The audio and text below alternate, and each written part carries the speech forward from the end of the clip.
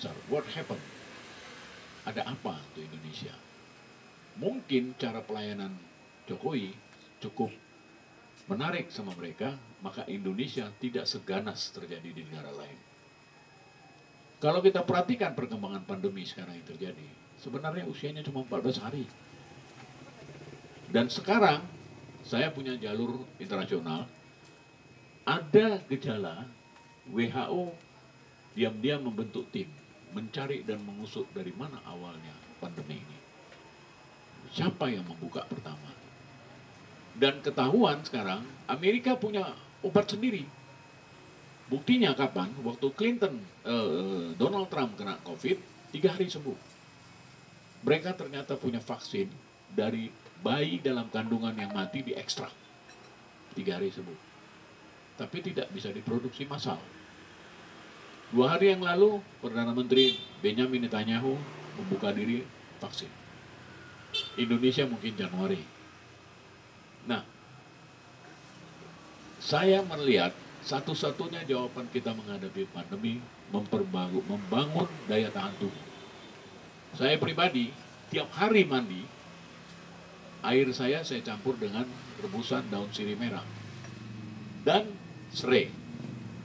Setengah gelas saya mandi. Saya selalu bersampo dan bersabun, minimal 1 menit saya biarkan.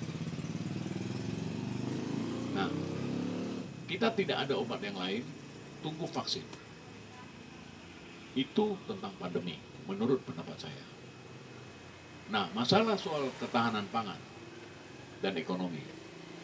Maaf aja, saya tidak mengurangi rasa hormat. Niat Presiden Jokowi sangat bagus.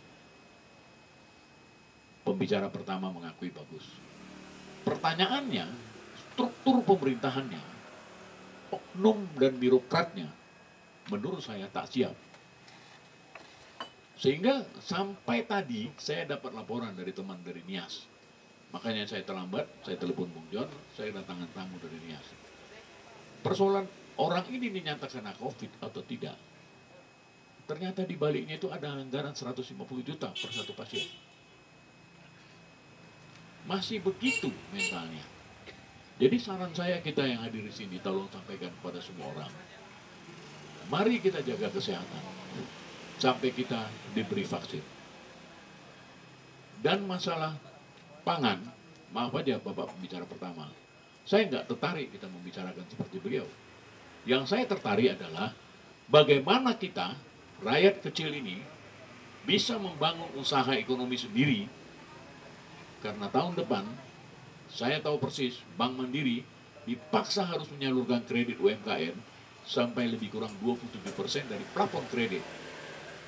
Yang sekarang hanya 12. Bahkan sedang dirunding dengan Bank Indonesia, pinjaman itu diberikan 6 bulan tidak ada bunga. Dan bunganya harus di bawah 5%. Karena itu permintaan Jokowi pertama jadi presiden. Karena di Eropa dan di Jepang, beberapa bank mengasih pinjaman bunganya 0. Karena tidak jalan roda ekonomi seperti bilang Bapak pembicara pertama. Kita sekarang pelaku-pelaku ekonomi, kecil, sedang, besar dari berbagai aspek, harus berani berpikir kita merombak mindset. Kekalahan semua aktivis, maaf ya, tidak punya ilmu pengetahuan. Hanya cakap-cakap. Saya 43 tahun aktivis. Saya udah tonton semua. Ngomong doang. Just talk only. Tak ada. Tadi di situ saya tanya, Anda tahu nggak bendera negara kita ini apa? Tahu apa merah putih? Dari mana asalnya? Nggak tahu. Kita orang Indonesia. Berapa persen merah, berapa persen putih? 50-50, salah saya bilang. Kita karena sudah terjebak dengan rutinitas. Nah, jadi kalau kawan-kawan setuju malam ini, saya welcome datang ke rumah saya. Nanti tanya John di mana rumah saya, sekedar minum air putih, kita ngobrol. Saya bisa tanam pisang berbuah 2 kali, 3 kali, 1 batang. Mana insinyur pertanian? Mari bicara. Saya bisa bikin pupuk sendiri, bahan bakar sendiri, tidak beli, modalnya sendiri. Itu yang harus kita aktivis lakukan. Bukan nanam jagung, bukan nanam bawang. Tadi pagi saya cek harga bawang turun karena sudah mulai panen di Humbangan Sudutan. Petani kalah di situ terus. Bisa nggak kita membesarkan ikan tanpa makanan tambahan? Saya udah dialog di PB, terdiam. Pakai apa Pak? Merubah perilaku ikan. Bingung. Apa Pak katanya? Merubah perilaku ikan. Maksudnya gimana Pak? Perilaku ikan tuh kerubah supaya dia bisa gemuk. Nggak tahu. Nggak ada universitas di Indonesia yang membicarakan itu. Saya bicara ke ITB. Saya bentak profesornya, kau mau jual formula, kau brengsek, kau saya bilang. Kau belum kuliah di ITB, saya udah ahli penyulingan. Saya bisa bikin penyulingan tenaga energi di matahari menghemat minimal 20-30% bahan bakar. Lu bisa nggak? Nggak bisa. Ngapain kau kuliah? Profesor kau di ITB, saya bilang. Habiskan anggaran aja. Coba uang bapak mau kau pakai, mana mau, saya bilang. Mari kita, adik-adik aktivis, datang ke rumah saya, kita ngobrol. Macam mana membesarkan babi, kerbau, lembu. Tidak ada lemak. Buat sendiri makanannya, bukan beli. Menurut saya, kawan-kawan yang hadir malam ini, mari kita berpikir. Saya ditanya John, yang hadir ini siapa? Saya bilang. Sebagian teman-temannya Bang Dadang. Oh ya, ya titip salam Mas Dadang. Tadi saya telepon, karena dia tadi malam di rumah. Saya bilang, so mereka punya power apa enggak? Kalau enggak usah deh kita capek ngobrol-ngobrol gini. Capek. Saya bilang tadi sama adik-adik, saya bulan Maret mau meluncurkan YouTube channel saya. Isinya konstruksi berpikir Bung Karno. Bukan katanya. Saya ketemu sahabat Bung Karno tahun 1926. Bicara kita. Nah, bisa nggak kita menciptakan teknologi sederhana, membuat sendiri, bikin pompa tidak pakai mesin, naikkan air nggak pakai mesin, bisa nggak? Harus bisa, saya bisa. Bisa nggak kita membesarkan pohon ini cepat, lebih besar? Harus bisa.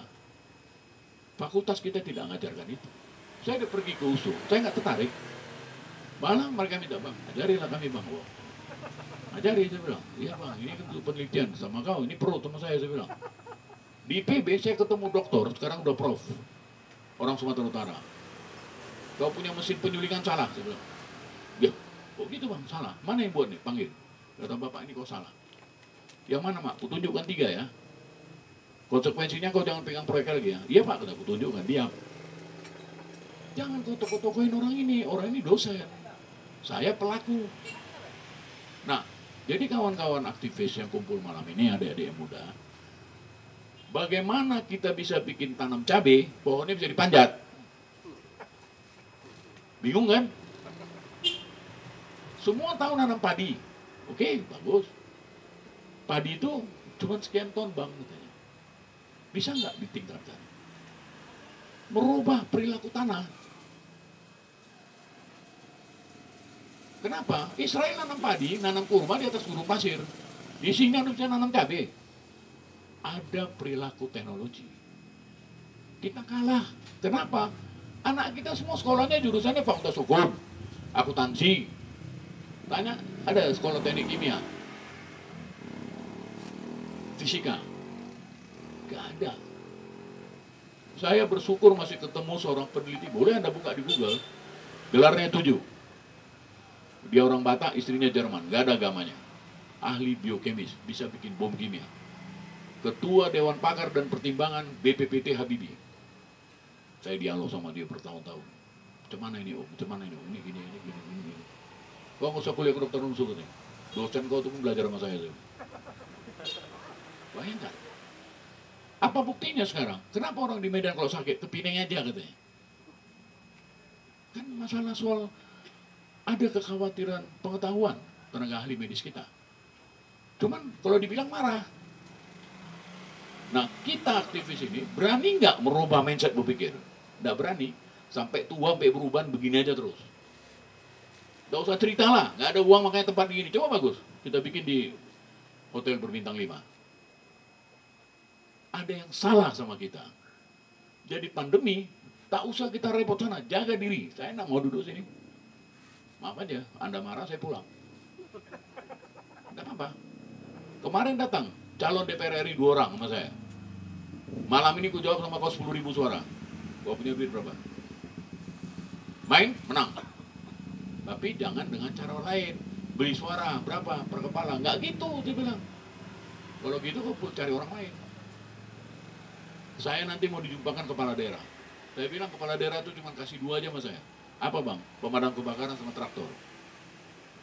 Maksudnya bang, mahal kali traktor sewa. 1 hektar 3 juta. Bisa nggak dia kasih 500.000 1 hektar? 3 kali ngolah. Kalau nggak bisa, usah. Bagaimana kita merubah itu Pak? Kita mau jualan apa? Dagang. Bisa nggak kita jual pisang di Medan? 1 biji cuma 1.000 perak. Supaya ibu-ibu yang punya anak bayi, dia tidak perlu beli 1 sisir, beli 1 biji. Jadi itulah kawan-kawan, menurut saya, kalau kawan-kawan aktivis mau membicarakan masalah sosial, tidak cukup dengan ilmu pengetahuan sosial. Kita harus bicara sains. Tidak ada sains, no way. Kita ngobrol gini terus. Cina sudah merubah polanya. Saya kira itu aja dulu dari saya. Kalau ada teman-teman pengen diskusi lebih panjang di luar forum ini, silakan. Saya jawab. Pakai fakta, pakai tertulis. Tapi tulisan nggak boleh dibawa pulang ya, karena itu riset saya. Semua saya bisa buat, khusus bidang pangan. Bisa nggak kita tanam padi, bisa dapat 12 ton? Harus bisa. Kami biasa 6 ton katanya. Macam mana cara ngusir burung? Nggak perlu teriak-teriak, udah ada teknologi frekuensi. Hidup kan lari semua. Tapi kita petani nggak diajarin, rakyat nggak dikasih tahu. Jadi saya kira itu dulu. Selamat malam, terima kasih kesempatan ini. Minta maaf kalau menyinggung perasaan kawan-kawan. Tapi saya berharap bergairahlah kita mari dialog ke depan. Terima kasih. Oke, kita plus dulu untuk Bang Togap.